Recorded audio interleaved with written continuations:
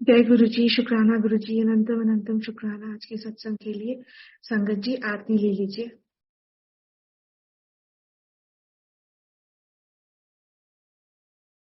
शुक्राना गुरु जी। संगत जी, today we have Gauri Tyagi auntie with us, and auntie, we request you to please come and share your satsangs and your blessings with all of us. शुक्राना गुरु जी।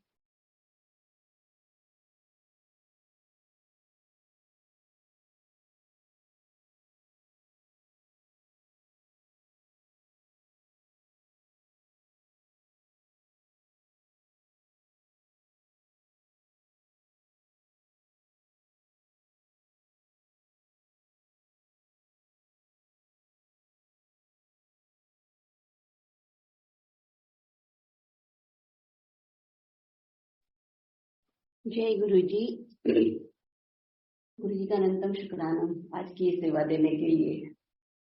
देखिए गुरु जी हमेशा सब कुछ देने को तैयार हैं, बट हम ही लोग मिस कर जाते हैं सब कुछ। And I am so sorry कि गुरु जी ने फिर मैंने पहले मना किया था सत्संग करने के लिए, लेकिन उसके बाद मुझे ध्यान आया कि नहीं, गुरु जी को प्रायोरिटी पर रखना चाहिए, बाकी तो दुनिया ऐसे ही चलेगी। तो गुरु जी ने मुझे समझा दिया। इसी तरह हम सबको समझ में आनी चाहिए कि लाइफ में गुरु जी के अलावा कुछ भी नहीं है। सब की गुरु जी की कृपा है तो सब हमारे साथ है, कृपा नहीं है तो कुछ भी हमारे साथ नहीं होगा, सब कुछ अगेंस्ट हो जाएगा। तो हमें हमेशा कोशिश करनी चाहिए कि प्रायोरिटी पे गुरु जी को रखें। सारी संगत का भी शुक्राना। देखिए मैं आज फर्स्ट टाइम मैंने 23 इयर्स में गुरु जी की पूरी आरती अकेले की है। नहीं तो हमेशा मैं 1 या 2 मिनट के लिए करती हूँ, फिर कोई ना कोई साथ होता है। और जब ज्यादा लोग आरती कर रहे होते हैं तो आपका ध्यान गुरु जी में नहीं रहता, आपको हमेशा पीछे पास ऑन करनी होती, तो उनमें ध्यान रहता है। तो थैंक यू गुरु जी ने पहली बार मेरे से आरती करवाई जब से मैं गुरु जी से कनेक्ट हुई तब से। संगत जी देखिए गुरु जी का समाधि डे आ रहा है, और समाधि डे गुरु जी कहते थे, और मैंने सुना भी था जब गुरु जी मंदिर में फर्स्ट फंक्शन था, कि जो गुरु जी के 5 डेज हैं, फंक्शन डेज हैं, महाशिवरात्रि, बैसाखी, बर्थडे गुरु जी का, गुरु पूर्णिमा, न्यू ईयर, तो ये सब महा ब्लेसिंग्स के डेज हैं और गुरु जी के डेज हैं।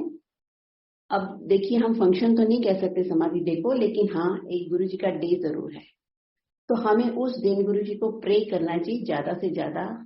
तो हमें मांगना नहीं चाहिए कभी भी गुरु जी से। गुरु जी वैसे भी कहते थे कि मांगो मत करो मेरे से, बिकॉज अगर आप मान लिया कि गुरु जी भगवान है तो सब कुछ दे सकते हैं, और अगर आप नहीं मानते कि भगवान है तो वो वैसे भी कुछ नहीं देंगे, आपको कुछ मिलेगा ही नहीं जब आपका इतना फेथ नहीं है। तो इसलिए हमारा काम है सिर्फ गुरु जी को प्रे करना। समाधि डे के दिन गुरु जी ने जब शरीर छोड़ा होगा तब इतनी सारी संगत को छोड़ के जाते हुए गुरु जी को भी जरूर बहुत दुख हुआ होगा। जब ह्यूमन बॉडी में गुरु जी आए हैं तो उनको पेन भी होता था, एंड में भी उनको पेन होता था, बार बार बीमार भी होते थे। गुरु जी जब संगीत की नेगेटिविटी अपने ऊपर लेते थे और कर्म अपने ऊपर लेते थे, तो उनको बहुत दुख होता होगा। और मैंने तो एक बार फील भी किया था कि जब मुझे पहली बार गुरुजी ने संगत अपने चरण की सेवा दी थी, जब गुरुजी ने मुझे बुलाया तो इशारे से मुझे कहा था कि पैर दबा, तो लेफ्ट फुट दबाना था मुझे। और बहुत डर रही थी कि गुरुजी को पेन ना हो जाए, नेल नहीं लग जाए।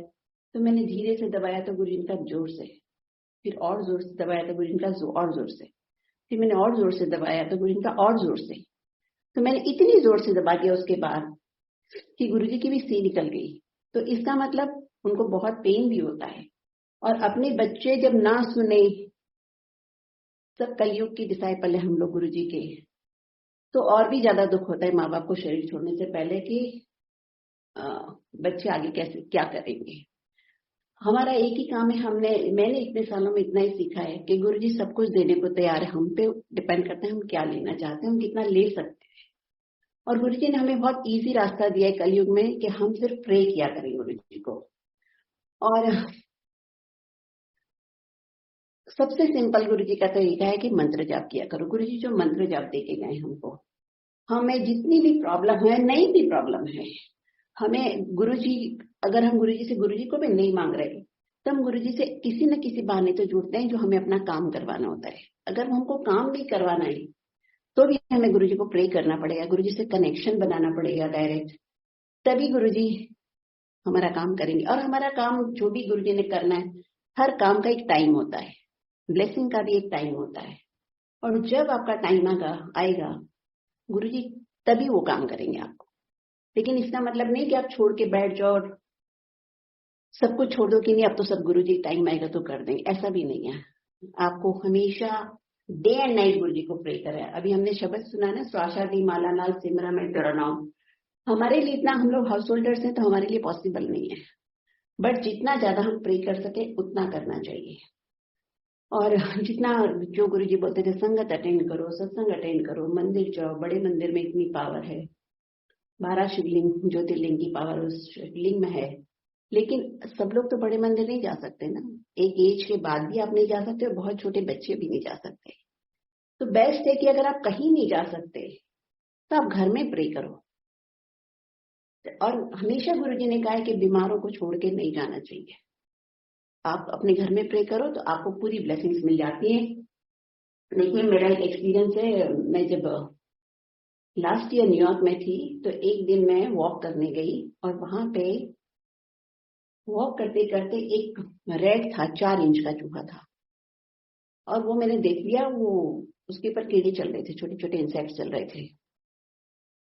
तो देख के मैं इतनी घबरा गई क्योंकि मैंने ऐसा काम कभी किया नहीं है। मैं एक बेंच पे जाके बैठ गई, थोड़ी सी आगे जाके, और मैंने कहा हे भगवान गुरुजी मैं क्या करूं, उसको उठा के मैं मैंने गुरुजी को ही प्रे किया।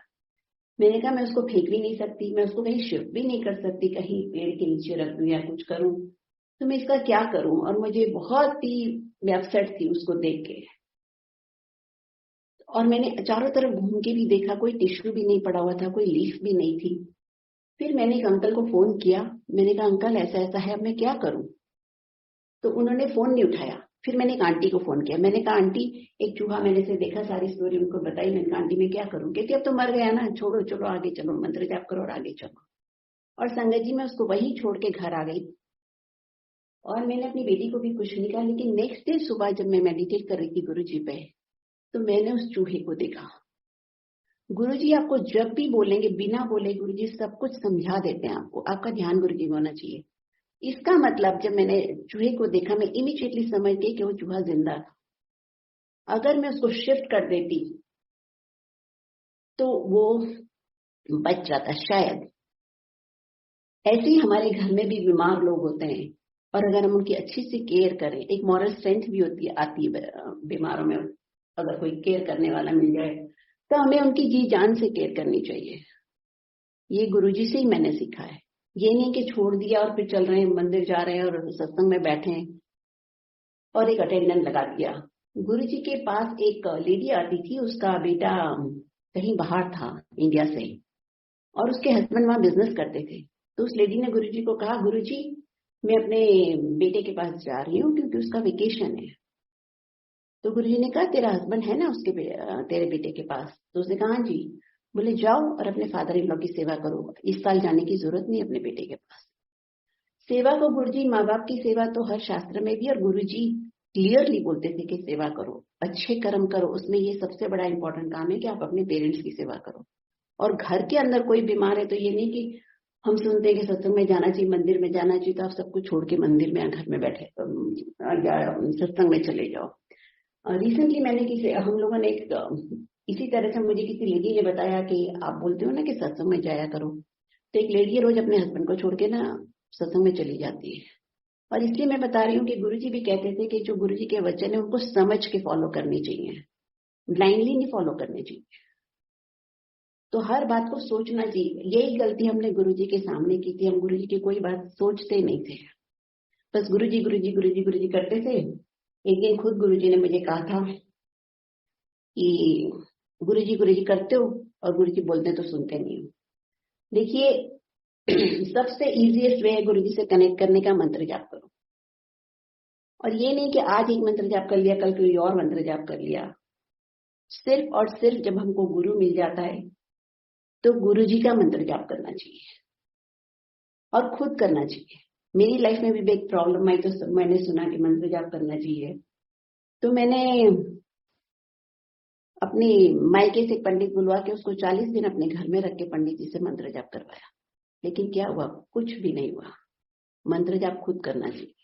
जरूरी नहीं है कि आप, गुरुजी ने ये नहीं कहा कि बैठ के 6 घंटे मंत्र जाप करो या 2 घंटा करो। आप कहीं से शुरुआत करो, उठते बैठते आते जाते। गुरुजी ने सब कुछ फ्री किया है, इसीलिए गुरुजी हमारे प्रैक्टिकल गुरु हैं। सारे मंदिर सुबह खुलते हैं, गुरुजी हमारे हर फेस्टिवल में मंदिर शाम को खुलते हैं। इस हर काम से आप फ्री होके आओ। तो इसलिए बहुत ध्यान से हमें गुरुजी को प्रे करना चाहिए। और काफी टाइम तक जब मैंने गुरुजी पास जाना शुरू किया था 2001 में, तो मैं अपनी बेटी के लिए गई थी। मेरी बेटी के वाइट पैचेस थे और वो 6 या 7 ईयर्स की थी, तब से थे। लेकिन मैंने 20 ईयर्स उसका ट्रीटमेंट कराया और वो ठीक नहीं हुई। तो मैं जब गुरुजी के पास गई तो मैं यही करने थी, लेकिन गुरुजी ने फर्स्ट विजिट में ही मेरे को डांट दिया। उन्होंने मुझे कहा थर्सडे आना। हम लोग गए थे शायद संडे, तो उन्होंने कहा थर्सडे आना। और मैंने कहा गुरुजी मैं तो नहीं आ सकती, थर्सडे मेरी वैष्णो देवी की बुकिंग है। और गुरुजी एकदम नाराज होके बोले कि फिर तुम वहीं चली जाए, यहाँ क्या करने आई है। तब मुझे समझ में नहीं आई थी कि गुरुजी ऐसा वैष्णो देवी जाने के लिए क्यों मना करते हैं, मतलब उन्होंने क्यों मना किया। लेकिन वो भी गुरुजी की ब्लेसिंग्स थी कि हम नहीं गए। गुरुजी का फुल कंट्रोल था हमारे ऊपर, जिस दिन से हमने माथा टेका गुरुजी को, और हम लोग नहीं गए वहां पे। लेकिन मुझे बाद में समझ में आई, क्योंकि एक बार मेरे अंकल ने मुझे कहा था गीता पढ़ने के लिए। तो मैंने कहा नहीं, मैं गुरुजी से पूछूंगी। तो अंकल ने कहा गीता पढ़ने के लिए तुम गुरुजी से पूछोगी? तो मैंने कहा हाँ। और जब मैं वापस दिल्ली गई तो मैंने कहा गुरुजी मैं गीता पढ़ूं? तो उन्होंने कहा नहीं। मैंने कहा गुरुजी मैं रामायण पढ़ूं? तो उन्होंने कहा नहीं। तो उन्होंने कहा शिव पुराण पढ़ा करो। गुरुजी कुछ भी एक्सप्लेन नहीं करते थे, लेकिन गुरुजी हमेशा जो बोलते थे वो हमको हुक्म फॉलो करना होता था। तो तब मैंने समझा नहीं, लेकिन मैंने कभी उसके बाद गीता रामायण आज तक नहीं पढ़ी। और गुरुजी एक दिन मैं और गुरुजी एक दिन रात को बैठे थे। गुरुजी मुझे बहुत देर तक बिठा के रखते थे हमेशा। तो गुरुजी ने मुझसे कहा हवन करने से कुछ होता है? देखिए, मैं गुरुजी के पास जाने से पहले हर अष्टमी को, नवरात्रि के जो मार्च के नवरात्रि होते हैं, अक्टूबर के होते हैं, हवन किया करती थी। रुद्राभिषेक हम लोग किया करते थे, बहुत करते थे। तो गुरुजी ने उस दिन मुझे कहा हवन करने से कुछ होता है? तो मैंने अपना सर हिला दिया कि नहीं, क्योंकि वो जवाब ना में एक्सपेक्ट कर रहे थे। तो इसलिए मैंने जब कहा ना, तो आज कितने साल हो गए, ये 3 या 4 की बात है, ऑलमोस्ट 20 ईयर्स मैंने कभी हवन नहीं किया। तो गुरुजी जो बोलते हैं ना, उसी में हमारा कल्याण है। कितना भी सत्संग अटेंड कर लो, कितना भी मंदिर जा लो, पर हमें सिर्फ और सिर्फ गुरुजी जो कहेंगे वो हम फॉलो करेंगे, तो हमको घर बैठ के आशीर्वाद मिल जाएगा। मैं आपको 2 एग्जांपल्स बताती हूँ इसकी, कि गुरुजी के पास एक लड़का आया था। ये रघुवीर अंकल ने सत्संग में सुनाया था, और ये सबके लिए एप्लीकेबल है। गुरुजी के पास जो लड़का आया, उसको एपिलेप्सी के अटैक्स आते थे। तो गुरुजी ने उसको देख के बोला अरे तू अकेला आया है? अकेला कैसे आ गया? जा घर जा, और घर जाके मुझे 6 महीने याद करना, तो मैं तुझे ठीक कर दूंगा।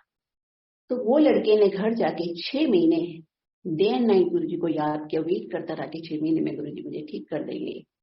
और 6 महीने बाद एक दिन गुरुजी ने अपने थंब का नेल मुंह से खींच दिया, और वो तो गुरुजी हैं, एकदम से निकल गया नेल और बहुत ब्लड हो गया। तो अंकल ने बोला कि सेवादारों ने, अंकल आपने ये, गुरुजी आपने ये क्या किया? तो गुरुजी ने कहा उसको ठीक करना है मुझे, लेकिन उसके कर्म बहुत भारी हैं, वो ठीक नहीं हो सकता था। तो प्राइस गुरुजी ने पे की। गुरुजी ने कहा प्राइस पे करनी पड़ती है, कुछ भी फ्री में नहीं होता। सब गुरुजी जब अपने ऊपर लेते हैं, इसका मतलब गुरुजी प्राइस पे कर रहे हैं। हम कभी नहीं चाहेंगे कि हमारे पेरेंट्स हमारे की प्राइस पे करें, पर हम चाहते हैं कि हमारा दुख भी हमारे पेरेंट्स को ना पता चले। तो हम क्यों अपना दुख गुरुजी को बताएं, उनको तो सब पता ही है। और देखिए, मेरी बेटी को जब वाइट पैचेस हुए थे 2007 तक, हमने कभी गुरुजी को नहीं कहा गुरुजी इसको ठीक करो, गुरुजी इसको ठीक करो। और 2009 में वो अपने आप ठीक होना शुरू हो गई, और 2010 में वो 90% बिल्कुल 90% ठीक हो गया। उसका बस थोड़ा सा पैरों में बचा हुआ है। तो इसलिए हमें मांगना नहीं चाहिए। और एक और मैं आपको एग्जांपल देती हूँ कि गुरु जी के पास जब जूम शुरू स्टार्ट हुआ था, यहाँ पे गुरु जी ने जूम पे सत्संग स्टार्ट करवाई थी, तब एक आंटी का सत्संग मैंने सुना था कि उसने सत्संग में कहा था कि उनकी सेकंड डॉटर होने वाली थी, उन्होंने टेस्ट कराया था, तो उन्होंने जाके गुरुजी को कहा, गुरुजी इसको बेटे में चेंज करो। तो गुरुजी ने कहा जो है सो रहने दो, लेकिन वो नहीं मानी। उनका नहीं आप कर सकते हो गुरुजी, आप इसको बेटे में कन्वर्ट करो। गुरुजी ने कहा ठीक है, टेस्ट मत कराना, अब ये बेटा होगा। उनका बेटा तो जरूर हुआ, लेकिन 2 साल बाद, अभी थोड़े आई थिंक 6-8 महीने पहले मैंने उनको फोन किया था कि भाई मैं सत्संग पे सुनाने के लिए बुलाना चाहती हूँ अपने प्लेटफॉर्म पे। तो उनका फोन मेरे पास था, मैंने उनसे बहुत बारी बात भी की थी। फिर उनका जब नंबर नहीं लगा तो मैंने एक अंकल से पूछा, सेवादार से, कि भाई उनका नंबर चाहिए। तो उन्होंने कहा वो आंटी सत्संग शेयर करने नहीं आएंगी।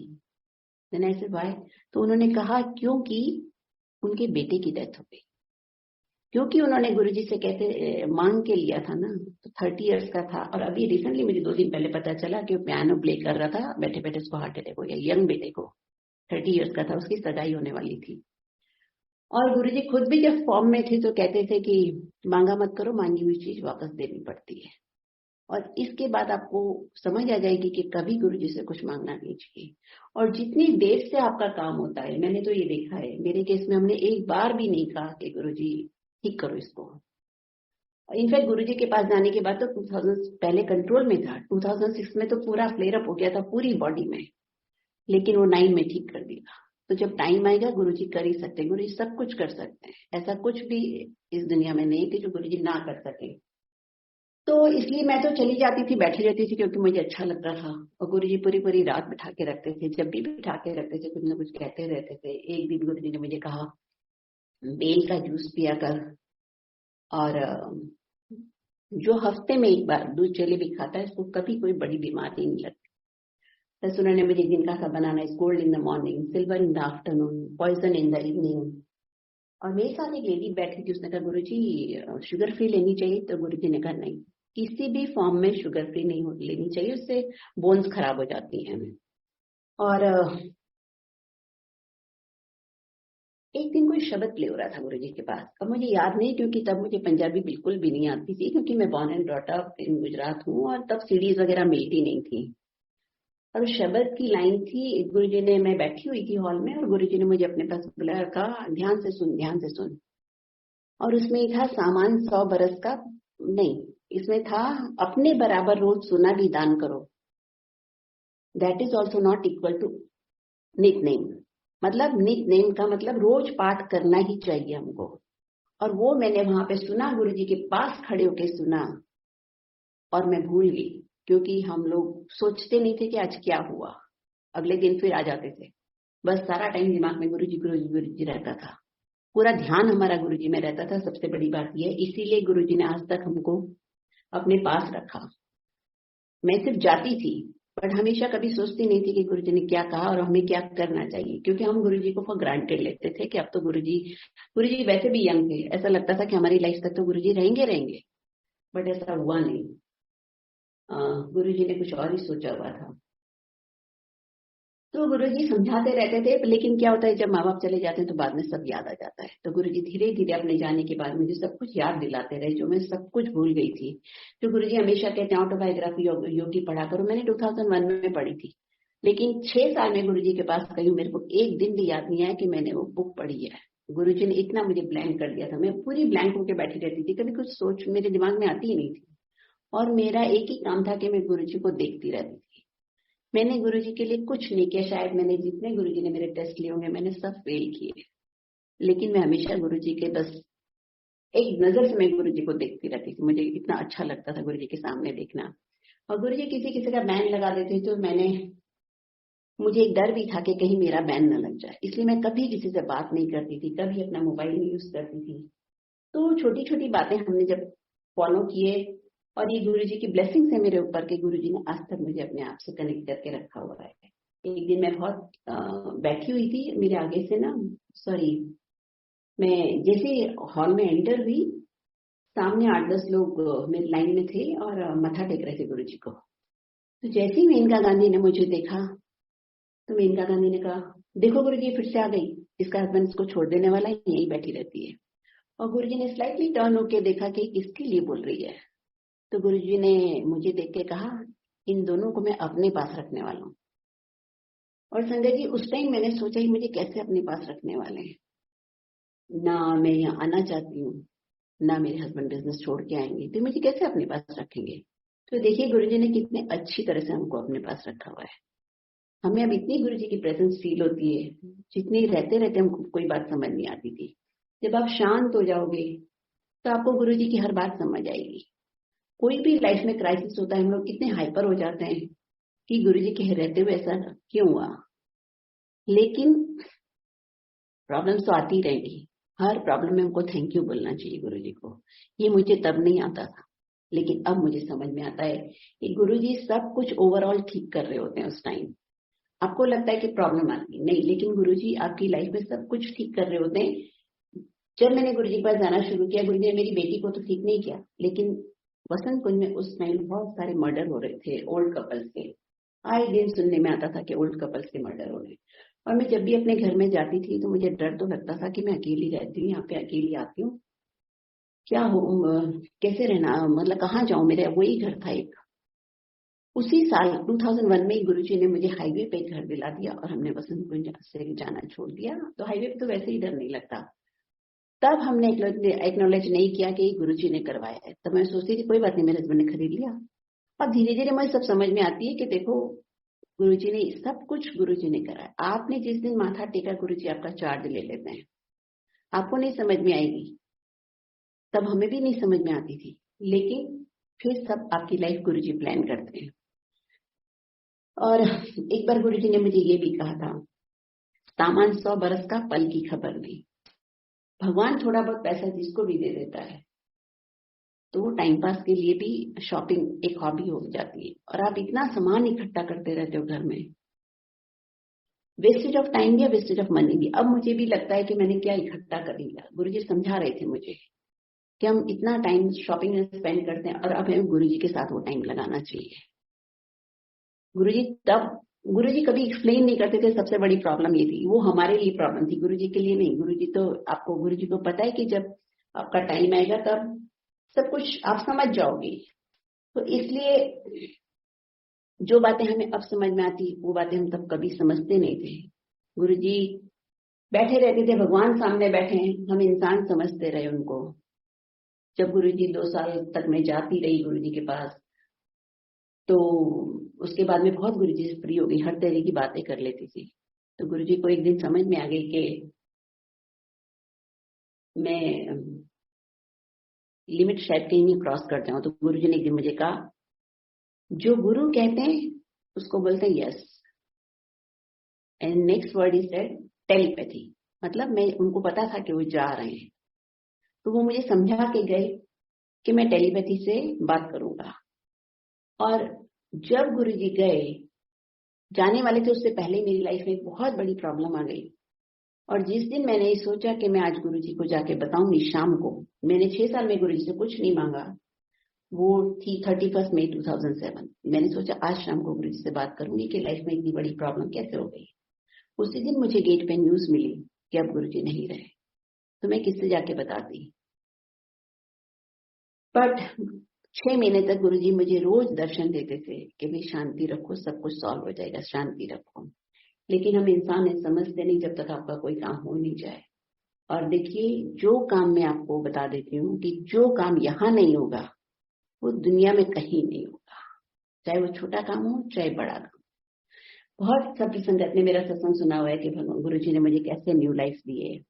और जब 2007 में जब मुझे प्रॉब्लम हुई थी, तो मैं गुरुजी को छोड़ के नहीं गई थी। बट हर इंसान को होता है कि भाई आपकी प्रॉब्लम अगर बड़ी है तो किसी न किसी तरह सॉल्व हो जाए।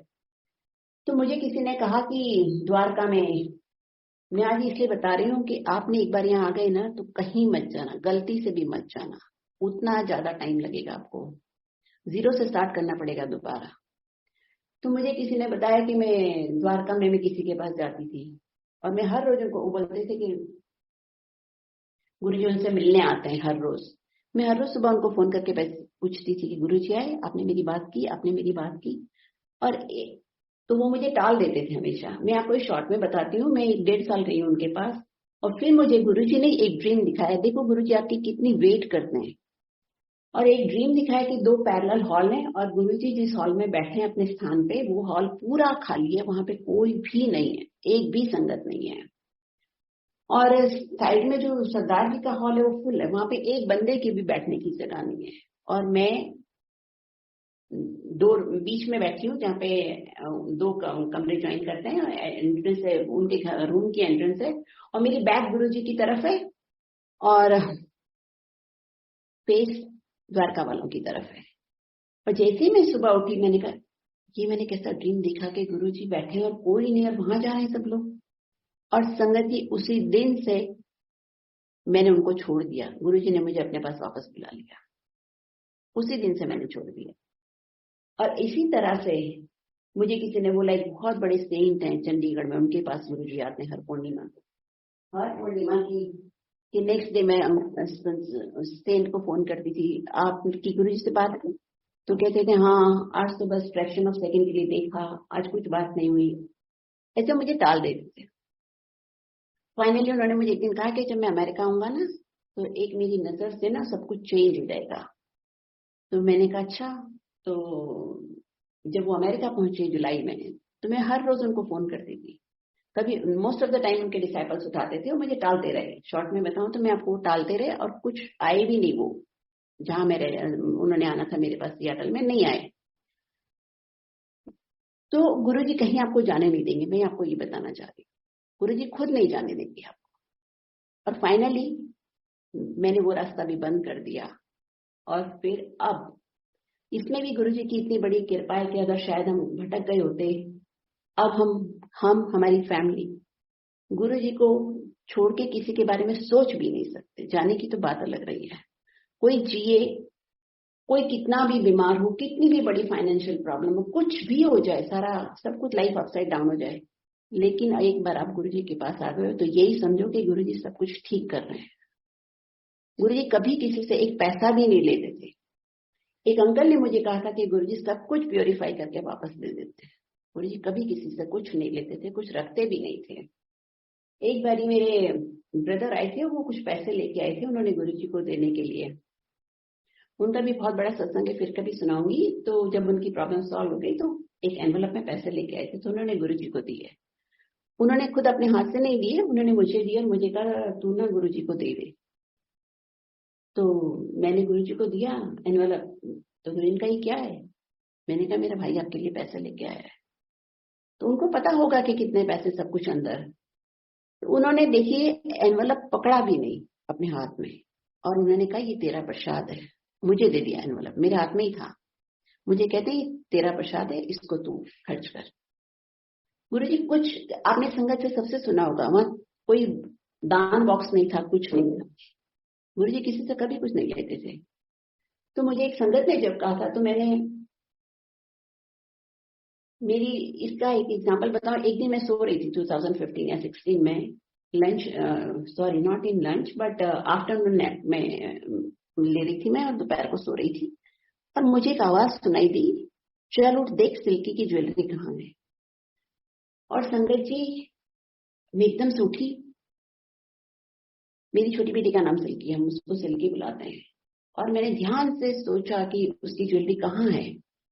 ये 2016 की बात है, उसकी शादी हुई थी 16 या 17 की, और उसकी शादी हुई थी 2007 में। फॉर सम रीजन वो शादी नहीं चली, जैसे भी थी, गुरुजी की कृपा थी, जो भी थी, तो वो शादी नहीं चली। तो उन लोगों ने मुझे ज्वेलरी एक बॉक्स में वापस की थी, एक बैग में। और जैसे ही मैं फ्लाइट से बैग लेके मैंने कहीं रख दिया। वो इतने पहले डिप्रेस रहते थे कि ऐसा कैसे हो गया, उस चक्कर में मुझे कभी याद ही नहीं आया कि ज्वेलरी कहाँ है। तो गुरुजी ने मुझे याद दिलाया उस दिन 10 साल बाद कि वो ज्वेलरी कहाँ है। और मैंने बहुत ध्यान से सोचा कि मैंने जितनी बार लॉकर खोला उतनी बार वहां पे ज्वेलरी उसकी देखी नहीं, मैंने एक पीस भी नहीं देखा।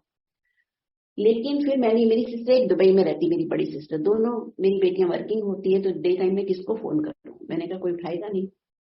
तो मैंने मेरी सिस्टर को फोन किया। मेरी सिस्टर ने कहा जो चला गया सो चला गया, अब उसको याद भी मत कर। जब अपनी बेटी का इतना नुकसान हो गया तो पैसे में क्या है, जाने दे, भूल जा उसको। और मैंने किसी को नहीं बताया कि मैंने ऐसा आवाज सुनी और वो चली गई ज्वेलरी। और मैं जब नेक्स्ट ट्रिप में गई तो मैंने लॉकर खोल के देखा, कुछ भी नहीं था उसमें। फिर मैं सेकेंड ट्रिप में गई और मैंने अंकल को भी कुछ नहीं बोला कि मैंने लॉकर खोला है। सेकेंड ट्रिप में गई तो मैंने कहा नहीं, मुझे लॉकर फिर से देखना है। और मैंने देखा उसमें कुछ भी नहीं था और मेरी सिस्टर की बात मान के मैं भूल गई। लेकिन वो मेरे मन में तो रहता था कि ज्वेलरी कहाँ गई है। इतना बड़ा बैग कोई लेके नहीं जा सकता मेरे घर से, और वैसे भी मैं घर में अकेली रहती थी जब भी जाती थी।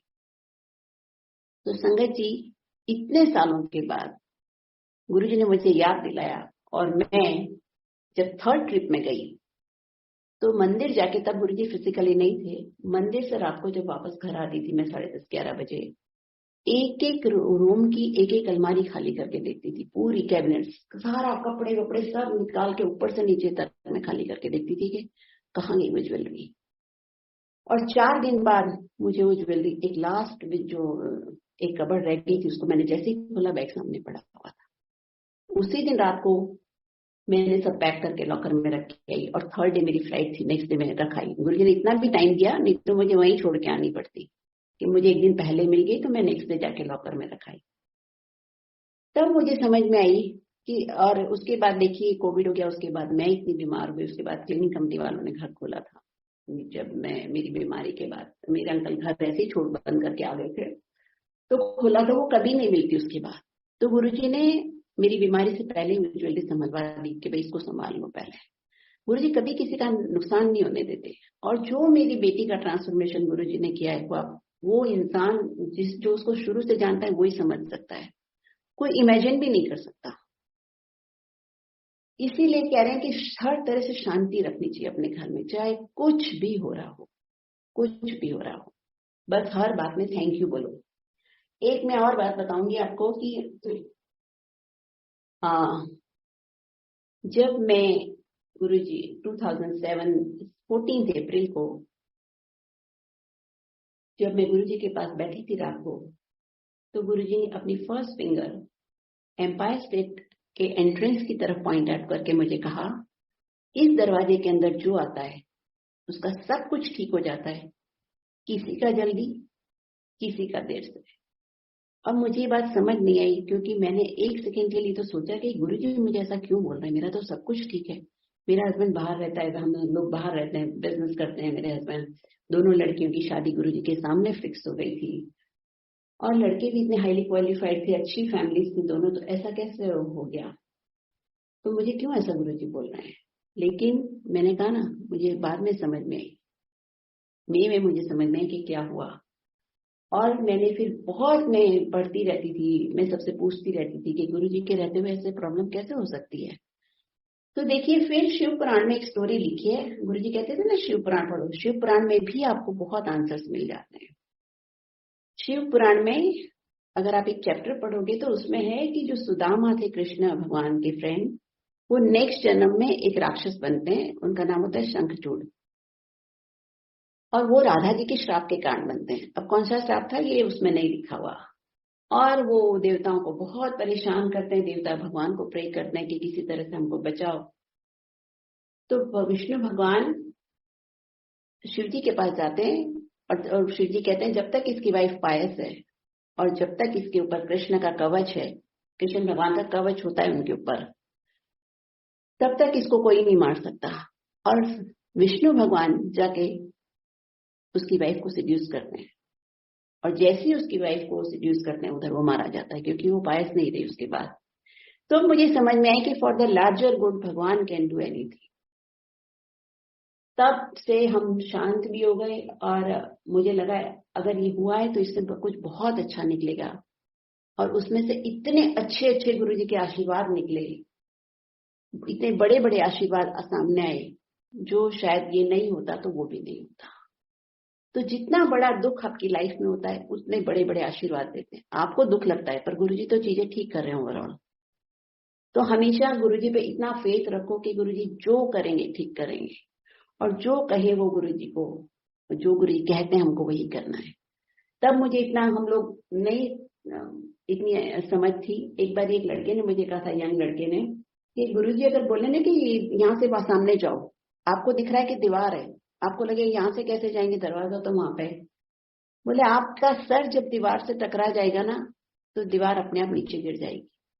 और वो बहुत यंग लड़का था, देखो उसको भी इतनी समझ थी जितनी हमको नहीं थी।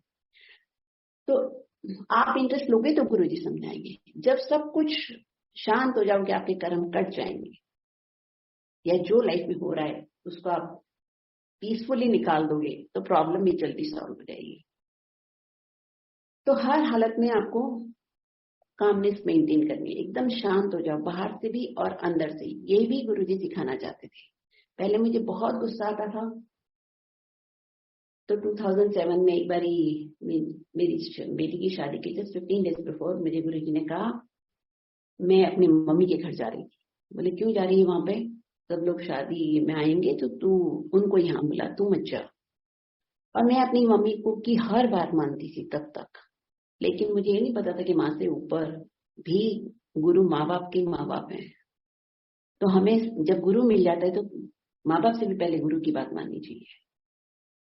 तो मैंने अपनी मदर को बोला भी कि मैं नहीं आऊंगी, बट उन्होंने कुछ कहा जो जाके मैंने नेक्स्ट डे गुरुजी को कहा गुरुजी जाना पड़ेगा, वो नहीं मान रही। तो गुरुजी कुछ नहीं बोले। जब आप गुरुजी की बात नहीं सुनोगे तो गुरुजी कुछ नहीं बोलेंगे। लेकिन जब मैं गई वहां पे, सिर्फ 2 दिन के लिए गई थी, तो जिस दिन मैं पहुंची उस दिन नेक्स्ट डे सुबह सुबह हमारे घर में 3 सेंट्स आए। 3 सन्यासी थे, एक हेल्दी थे बहुत, 2 थे हेल्दी, और एक पूरा गुरुजी का स्ट्रक्चर वाले थे। और गुरुजी के खड़े थे वहां पे गुरुजी, 2 हमारे वहां पे चेयर्स पड़ी हुई थी, उसपे 2 सन्यासी बैठ गए और गुरुजी खड़े हुए थे। और गुरुजी के लेफ्ट शोल्डर के पीछे मैं खड़ी हुई थी। पता नहीं कैसे ऐसा हुआ। वो सब कहते हैं ना गुरुजी ब्लैंक कर देते थे, नहीं तो आप हमेशा किसी साधु संत के सामने खड़े रहोगे, पीछे नहीं खड़े रहोगे। और मैं उनके शोल्डर के पीछे खड़ी थी। गुरुजी सर से पैर तक एक सैफरन कलर के सन्यासी वाले चोले में खड़े हुए थे। मैंने अपनी लाइफ में कभी भी ऐसा हिंदू सन्यासी नहीं देखा जो सर से पैर तक कवर्ड हो, जिसके हाथ में फिंगर भी ना दिखाई दे और पैर में पैर भी नहीं दिखाई दे। पर तब मुझे समझ नहीं आया। और जो हेल्दी सन्यासी थे उसमें से एक, जो गुरुजी ने कुछ नहीं बोला, लेकिन जो हेल्दी सन्यासी थे उन्होंने मुझे कहा था गुस्सा मत करना। ये एक छोटी बात नहीं है, देखिए कि गुरुजी ने कहलवाया, एक सन्यासी के थ्रू कहलवाया कि गुस्सा मत करना। और गुस्सा तो आ ही जाता है, गुस्सा कंट्रोल करना जब आप रेगुलर करते आ रहे हो तो आप एकदम से तो कंट्रोल नहीं होगा। लेकिन मेरा गुस्सा कंट्रोल हुआ 2019 के बाद। लेकिन एक बात है कि मैं हमेशा गुरुजी को प्रे करती थी जब भी मुझे गुस्सा आता था। आई यूज्ड टू से गुरुजी आपने कहा था ना गुस्सा मत करना, पर आ ही जाता है, अब मैं क्या करूं। तो आप अगर कहते रहोगे तो गुरुजी आपकी हेल्प करेंगे।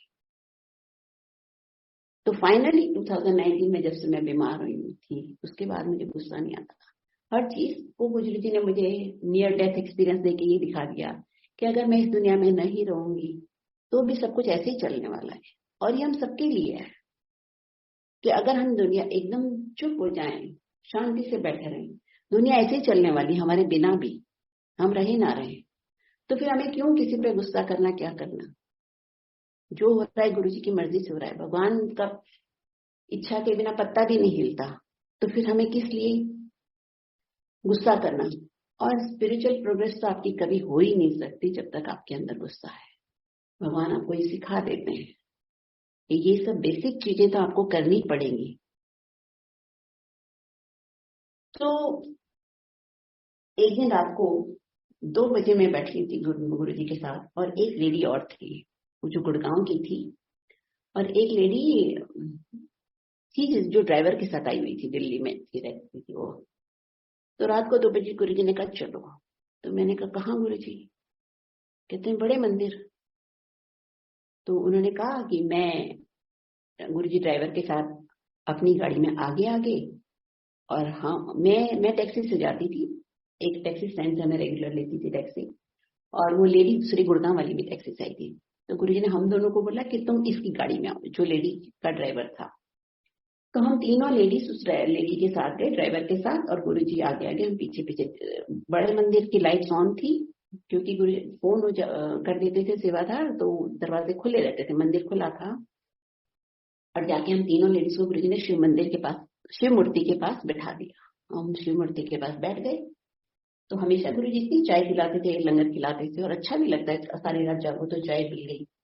तो उस दिन चाय वाय तो आई नहीं कुछ, लेकिन 15 मिनट में गुरुजी बाहर आ गए रूम से। और गुरुजी ने कहा, गुरुजी अपने रूम में चले गए थे, हमको बैठा गए। तो गुरुजी ने कहा चले। तो हमने कहा गुरुजी कहाँ, वापस बोले। अब गुरुजी के सामने कौन बोल सकता है। तो हम बैठ गए अपनी अपनी गाड़ी में। गुरुजी ने कहा चलो गाड़ी में बैठे, चलो जाओ। हम बैठ गए गाड़ी में और चले गए। और एम्पायर स्टेट पे गुरुजी की गाड़ी रुकी और घर गुरुजी ने थोड़ा दरवाजा खोला। हमने सबने माथा टेका गुरुजी का। तो गुरुजी ने कहा कल आना, बहुत देर हो गई है। तो मैं पूरी रात और पूरा नेक्स्ट डे ये सोचती रही कि कल ऐसा क्या था जो गुरुजी हमको 15 मिनट के लिए वहां लेके गए। चाय प्रसाद भी नहीं पिलाया और ऐसे ही ले आए वापस। और मंदिर काफी दूर है, तब कुछ होता नहीं था, जंगल की तरह था, सड़कों पे लाइट भी नहीं होती थी। तो ऐसी जगह पे आधी रात को गुरुजी ले गए, समझ नहीं आई हमको। लेकिन नेक्स्ट डे जब मैंने गुरुजी को माथा टेका तो गुरुजी ने मुझे कहा, गुरुजी ने मुझे कहा मैंने तुझे कल ये आशीर्वाद दिया। और वो एक बहुत बड़ा आशीर्वाद था, बहुत बड़ा आशीर्वाद था, जो मैं जब गुरुजी आज्ञा देंगे तब बताऊंगी। वो मैं आज शेयर नहीं कर सकती, पर मैं किसी दिन न किसी दिन जब भी गुरुजी आज्ञा देंगे तो मैं जरूर सुनाऊंगी। इसलिए गुरुजी तो आपको आशीर्वाद ही दे रहे होते हैं सारा टाइम। बच्चे सुने नहीं तो माँ बाप क्या करें। वही हमारी कंडीशन थी ना, हम कलयुग के डिसाइपल्स थे, हम लोग सुनते ही नहीं थे। बहुत बहुत गुरुजी कोशिश करते थे। अब तो इसलिए ना हमको इंटेंस प्रेयर करनी चाहिए गुरुजी के लिए। पूरी एनर्जी गुरुजी में लगानी चाहिए, एक में लगानी चाहिए। मैं आपको एक बात बताऊं कि हुक्म किस लिए मानना चाहिए गुरुजी का, तो आपको समझ में आएगी कि क्यों मानना चाहिए। मैं हमेशा कोशिश करती हूँ कि ज्यादातर गुरुजी के मैसेज कन्वे करूँ जब भी मैं सत्संग शेयर करती हूँ।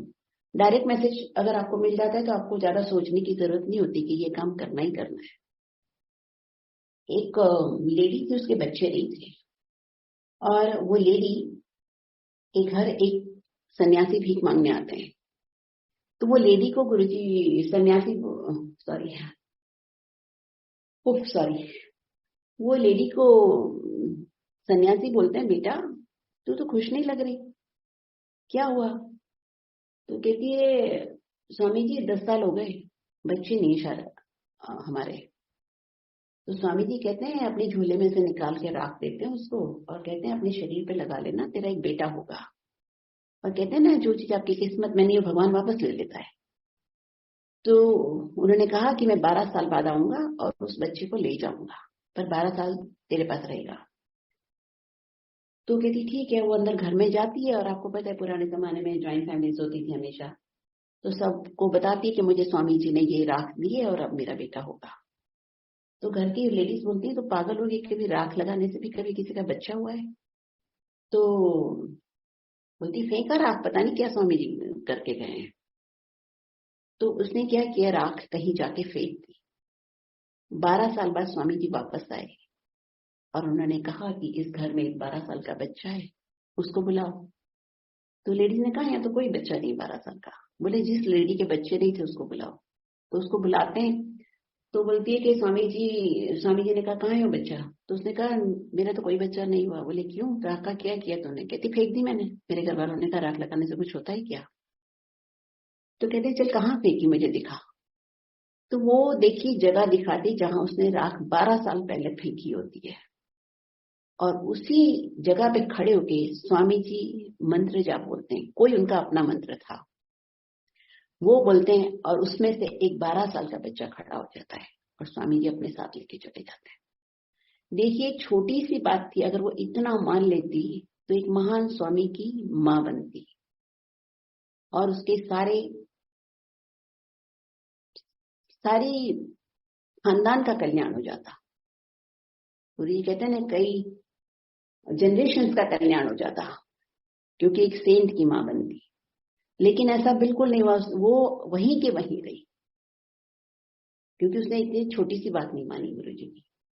और वो जो स्वामी, जो बच्चा खड़ा हुआ था रात में से 12 साल का, उसका नाम था गुरु गोरखनाथ। आप ये स्टोरी बर्थ ऑफ गुरु गोरखनाथ आप पढ़ना गूगल में है। और उनके गुरु का नाम था मत्स्येंद्र नाथ जी, क्योंकि वो फिश से शायद आए थे। तो अब जैसे जैसे टाइम जाता है गुरु की बात जरूर समझ में आ जाती है। मुझे सब कुछ समझ बाद में आया है, क्योंकि मैं सोचती रहती थी कि मैंने क्या, अब मुझे रियलाइज होता है कि मैंने क्या खोया। लेकिन ये गुरु जी भगवान है, इसीलिए उन्होंने हम सबको आज तक जोड़ के रखा है। तब हमें समझ नहीं थी, लेकिन अब तो आप लोग इतने सत्संग सुनते हैं, सब कुछ सुनते हैं, तो आपको कोई गलती ऐसी नहीं करनी चाहिए। आपको जो गुरुजी बोलते, और गुरुजी कुछ मांगते नहीं थे, लेते नहीं थे, यही तो कहते थे कि प्रे करो, नित्य करो, सुबह शाम सत्संग, जा सको तो मंदिर जाओ, नहीं जा सको बड़ों की सेवा करो, दान करो, और कुछ नहीं कर सको तो मंत्र जाप करो। और लेकिन एक ही मंत्र का जाप करना चाहिए। ये नहीं कि अभी ये हुआ, कल आप क्राइसिस में आ गए, किसी पंडित ने आपको महामृत्युंजय का बता दिया तो फिर वो शुरू करते हुए। एक ही मंत्र का जाप करना चाहिए थ्रू आउट लाइफ। तो आप गुरु जी पे भरोसा रखना चाहिए।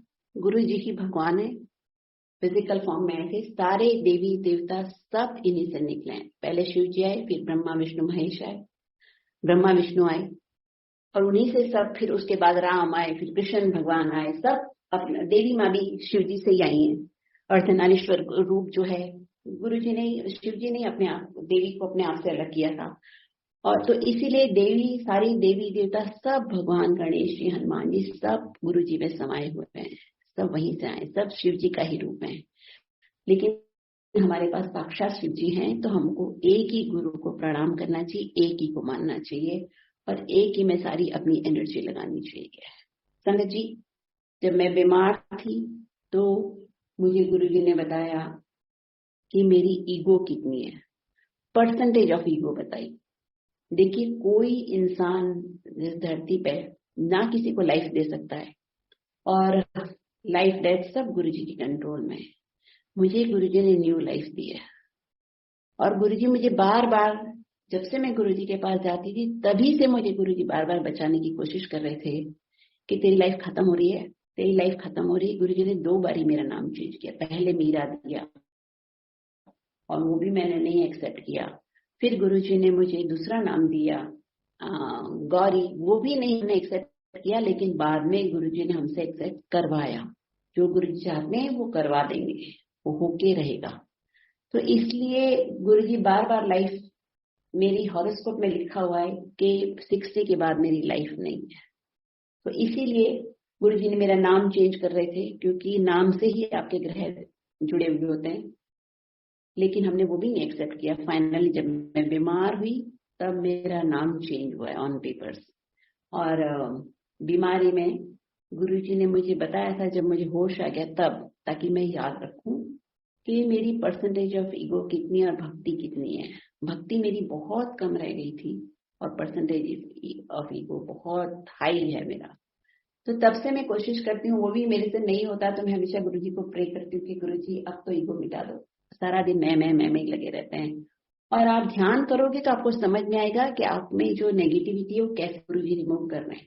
पहले मैं जब से मैं बीमार हुई तो मैं ध्यान रखती थी, जब भी मैं YOU टाइप करती हूँ, कोई भी मैसेज भेजती हूँ, तो हमेशा मेरा YIU होता है, तभी नहीं होता। तो मुझे गुरुजी, मैं समझ आ जाती कि गुरुजी कह रहे हैं कि अभी मेरी ईगो बहुत स्ट्रांग है। तो ऐसे आप भी आसपास देखोगे ना, तो आप में गुरुजी को प्रे करोगे, गुरुजी ये हमारी नेगेटिविटी कैसे कम हो, हमें गुरुजी को प्रे करना चाहिए, तो गुरुजी हमारी नेगेटिविटी कम कर देंगे। और जैसे जैसे हमारी नेगेटिविटी कम होगी, ऐसे ऐसे हमारी गुरुजी से क्लोजनेस बढ़ेगी, और फिर गुरुजी से डायरेक्ट कनेक्शन बनेगा। गुरुजी हमको डायरेक्ट आंसर्स देंगे, हमें किसी से कोई आंसर लेने की जरूरत नहीं है।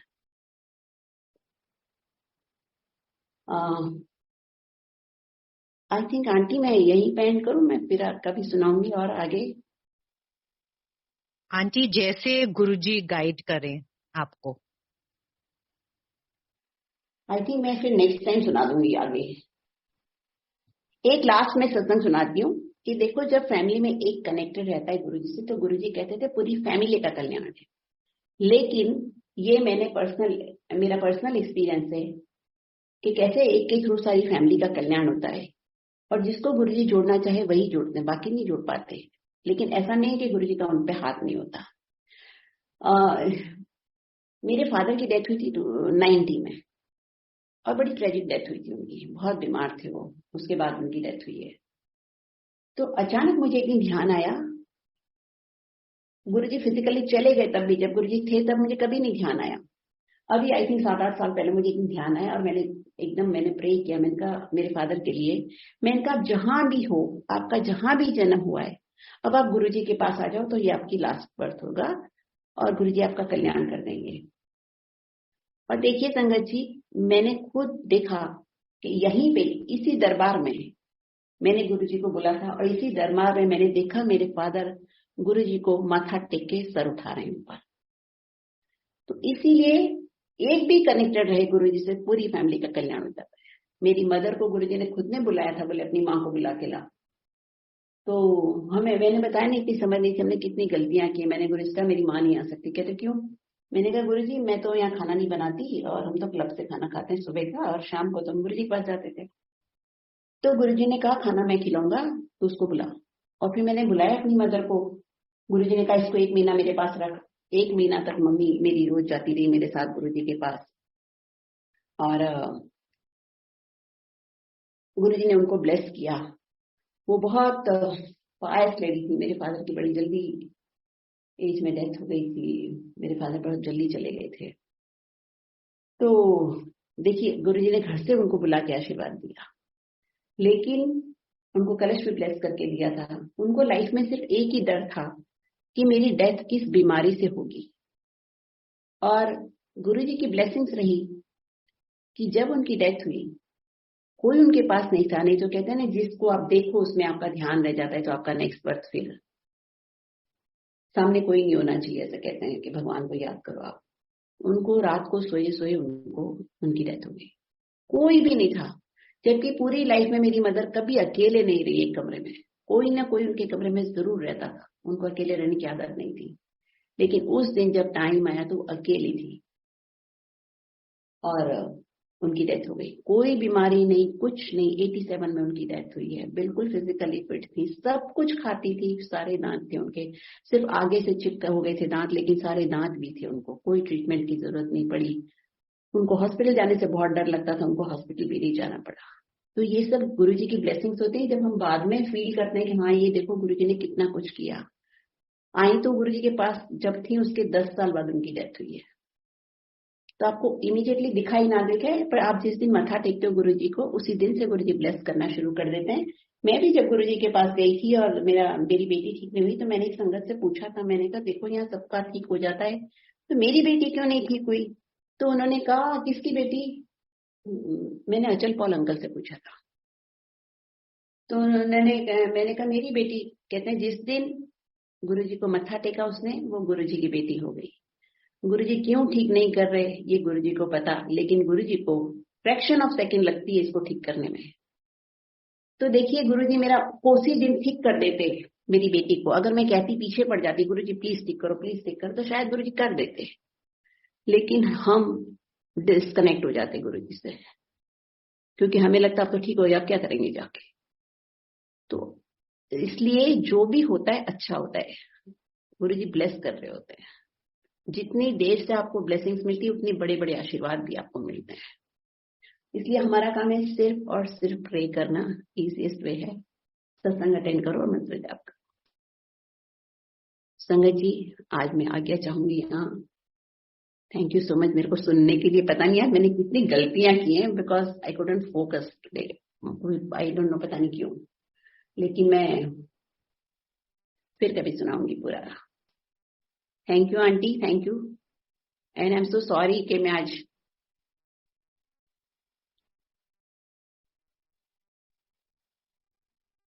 जय गुरु जी। आंटी लगता है कहीं। Namaste to Guruji. Thank you so much, Gauri Aunty. Today listening to you. Sorry आज ना थोड़ा मैं फोकस नहीं कर पाई रही। No, it was beautiful. And today listening to your journey, your like ibadat towards Maharaj, has given all the Sangat so many answers. आज आपने basically गुरुजी के वचनों को बतला के हम सबको इतने मैसेजेस दिए हैं. सो रियली शुक्राना, दिल से शुक्राना. Thank you Sangat ji. Aunty, गुरुजी का शुक्राना. बिल्कुल, सिर्फ और सिर्फ महाराज का. गुरुजी का शुक्राना. And thank you Sangat ji for joining. You can all unmute yourself and take Agya. Thank you, auntie. Thank you, Sangat ji. Thank you.